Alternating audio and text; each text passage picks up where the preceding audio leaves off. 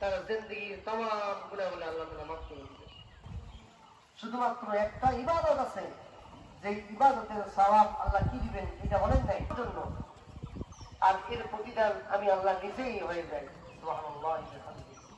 সম্মানিত সুধী, আজকে এই প্রশান্তির দিনে যাদের দিলে আসলে সত্য জান্নাতি বাতাস লাগবে, যাদের দিলটা খুশি হবে, বুঝতে হবে আল্লাহ আমাকে মাফ করে দিয়েছে।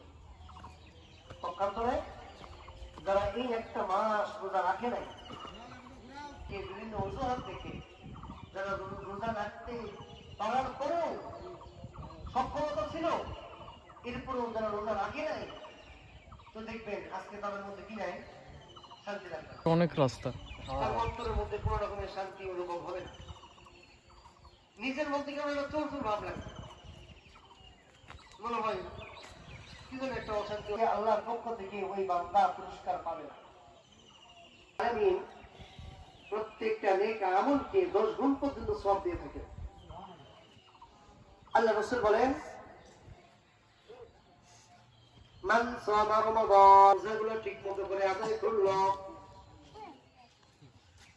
সুম্মা আতবাহু সিত্তান মিন শাওয়াল, এবং সারাটা বছর রোজা রাখলে যে সওয়াব পাবে, আল্লাহ রাব্বুল আলামিন তাকে এই শাওয়াল মাসে 6টা রোজা করার দ্বারা। অন্তত ভাই আছে অনেক আছে, আরেকটু আমি আবেদন করছি এলাকাবাসীর তরফ থেকে, কমিটির তরফ থেকে আগে আবেদন করছি আরেকটু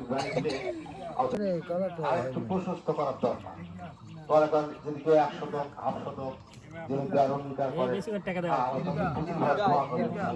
এলাকাবাসীও তাদের নামাজ শুরু হচ্ছে, আমরা তাহলে